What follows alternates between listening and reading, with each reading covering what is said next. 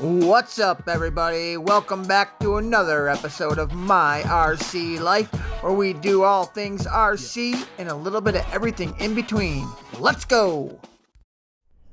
I seen these gems on the roadside, so I decided to turn around and see what was all in the free pile. Alright, we got this little mower here.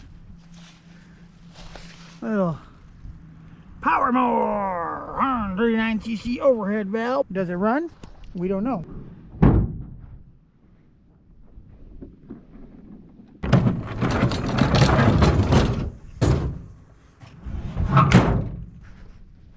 More for sale, $3. What I got.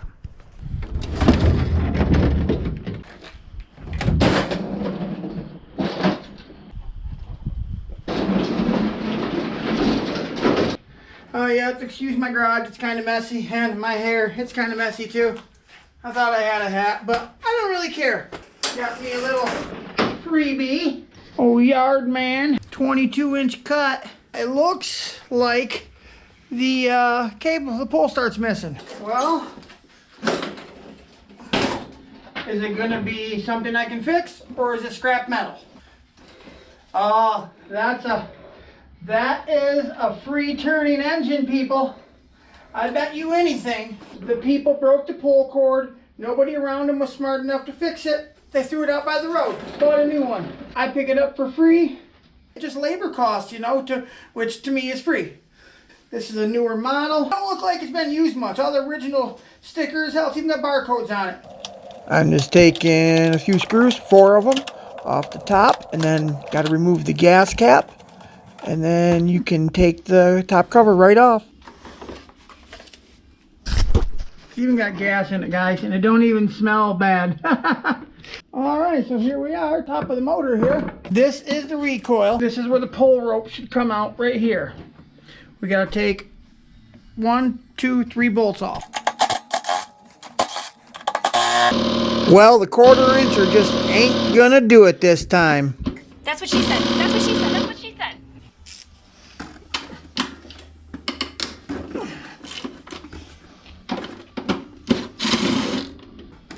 Okay, we're gonna put our fingers underneath here and hold up because we don't want this to come out. And I can already tell you, part of my diagnosis is right, because here's a telltale sign right there. Now, I'm actually gonna try to do something really smart. If I can get this original rope to just pop back out here, we can have this thing started quickly. What I'm going to do is just roll this way until I see the edge of the rope start to pop out right here. I can actually even use this as a tow rope of sorts. When it gets up to there, I can grab this and pull it. Oh, there it is, guys. Or even if you can get a screwdriver in there or whatever. But yeah, you're just trying to get this back up. Now check it. This is how easy this is. It's fixed already. Gotta make sure this is engaging. What this is this has 2 dogs that come out. When I pull on this cord, these 2 dogs expand out and catch on these little edges. And that's how it starts the engine. May have to cut this off to get a good, nice edge, because these frayed edges are catching on the side of this hole when I go to stick it through. But that's okay. We're just gonna lay this on a piece of wood or plastic or something. Preferably not cement, and try to make a nice little cut just behind where it's frayed. If you're worried about a little scratch on your lawnmower, don't do it on your lawnmower like I did. Do it on an old piece of wood or something. Okay, now it should go through very easy. Look at that. Now the first thing you do is tie a good knot in this right now. For sure. Another problem we're gonna have is they broke the pull cord. Who knows where they put it? We have to source a pull cord. All right, the first thing I seen was a broom handle. We're gonna chop some of this off. Put a hole in it.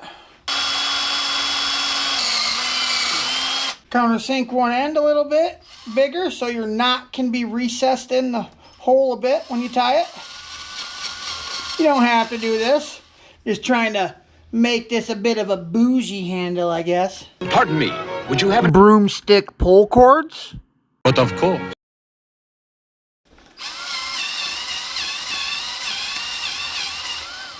Something like that, maybe a little deeper. There, perfect. Feed our line through where we can't see the big hole. Feed it through. Now we're gonna tie a couple knots towards the end, because I don't know how much string broke off when they broke the pull cord. It was probably just it's usually the end foot or two. So there's plenty enough string wrapped up in the recoil of this thing for me to keep using her. I really like to grab on and set that knot real tight so it don't come off later on down the road. And then that knot should pop in the hole a little bit. Look at that. Look at that bougie pull cord we got there. Got a little garbage in here. We're going to pick that out just so it don't hinder our dogs when engaging on the teeth there on the flywheel. All right, get our recoil back on here.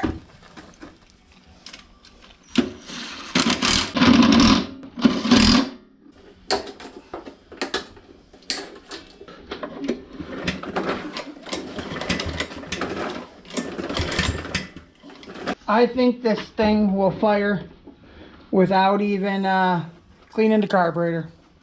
I'm going to take out the air filter. I'm sure it probably wasn't taken care of. I can see stuff like that. It's probably never had the air filter cleaned. See some spider nests in there and mold in the filter. Oh yeah, let's clean this out. Listen in the background, there's a national weather emergency thing starting to go off.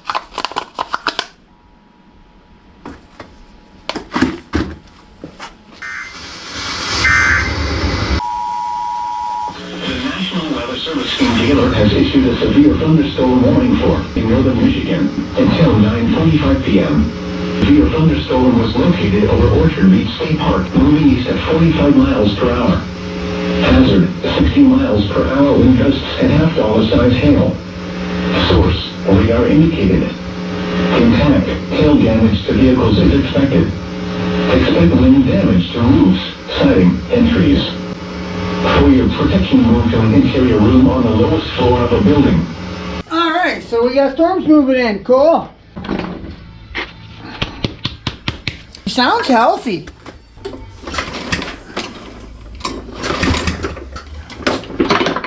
Well, one thing I can tell, they got the freaking wheels adjusted different. They probably threw it away because it wasn't cut straight. That's pretty straight. Well, screw it, guys. Let's pull the choke and see if this will burn a fire.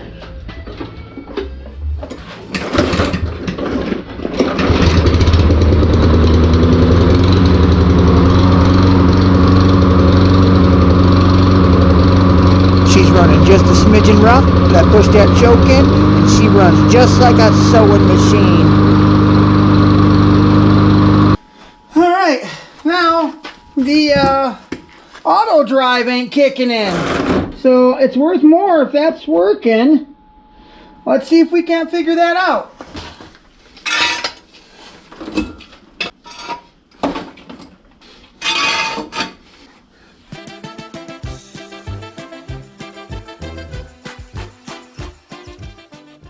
Got this light from my neighbors and wonderful friends, Bill and Diane. I love this thing. I think it came off of Amazon. It's called a EP350. I'll put a link below where you can get one. This is a battery bank as well. You can charge your phones when the power goes out. This is how you charge the light. And then these little pod lights, they come off and have batteries of their own inside of them. Now, if you're using this by itself and it goes dead, it has a USB cord you can plug back into here and string this out, 20 feet wherever you need it. But usually it just gets its power when it's linked in here. It'll have its power through the battery. So I never even get these cables out. I haven't had one of these pod lights off for long enough to where it killed the battery to where I needed to plug it in. It's just nice to know that you can. But usually these stay right on here. They can rotate and flip and turn and whatever. And they'll all charge through that one port. Boop, boop, everything charges. High, low, just the tops, or everything off. There's a lot of grass in there. They definitely never cleaned that out. Oh, and some oil and whatever other gunk is in here. That ain't good for the old belt. We're gonna spend a minute and just clean a little bit of this out at least. Try to give it a little bit of love. I'm just taking a plastic bristle wire brush and just scrubbing things down. Now I'm inspecting the drive system on it. I'm engaging the drive system, making sure it works, and it did. Now I'm tearing apart the cables.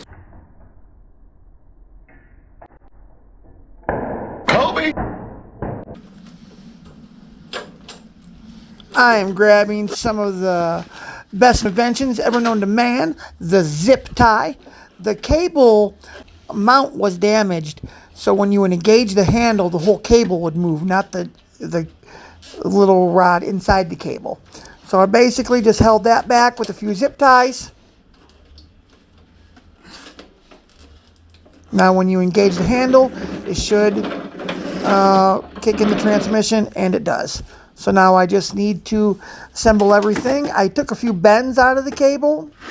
How I mounted the cable down by the transmission so it would engage, it made it a little shorter on the other end, so the transmission would stay engaged full time. So what I did is just make a little chain link out of a zip tie, and then when I would let go of the handle, the transmission would disengage and it would engage when I would grab the handle. Everything worked out perfect. All right, let's see if we got the auto working. 1, 2, 2 pull start guarantee. I knew it wasn't true. Wait, I didn't follow the instructions. I have to choke it.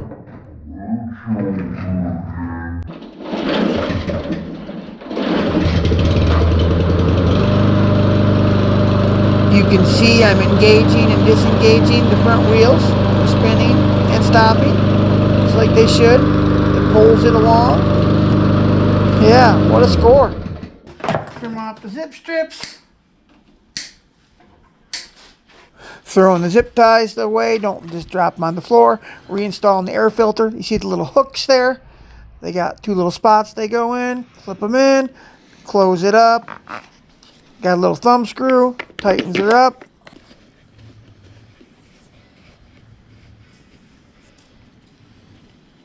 I got these little plastic rivets right there. I also got my new camera sliding thing. Check this out. Yep, in and out.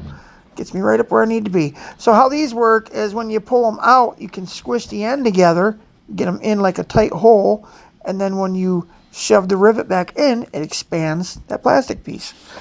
Flex the wheel all the way up to the lowest position. Put the rivet in. That gives you the room so you can put it in. Do that on both sides. I did the one-handed, no-look and thumb push on this one. Woo-wee! Look at me go. Put the wheels back where they were.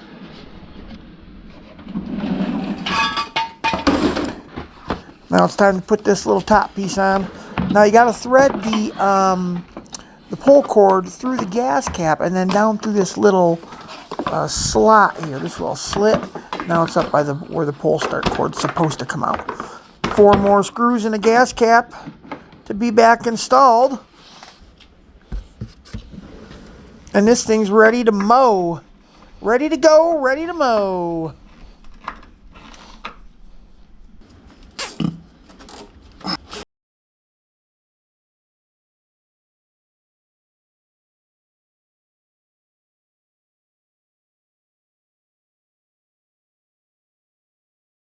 All right, guys. She's ready for the Craigslist, Marketplace, Kijiji, wherever. You got free mower, pure profit.